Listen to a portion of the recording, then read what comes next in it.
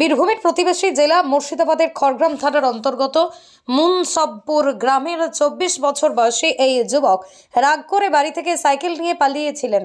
রাহুল রাজবংশী নামে ওই যুবক বাড়ি থেকে রাগ করে পালিয়ে যাওয়ার পর তিনি পৌঁছে যান বীরভূমের খয়রাশোল থানার অন্তর্গত এলাকায়।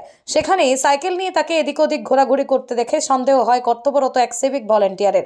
ওই যুবককে দেখে সন্দেহ হওয়ার পরিপ্রেক্ষিতে ওই সিভিক ভলেন্টিয়ার খবর দেন পুলিশকে।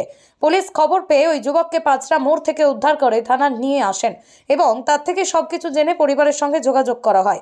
খবর পেয়ে ওই যুবকের বাবা মধ্যরাতে ছুটে আসেন খয়রাশোল থানায়।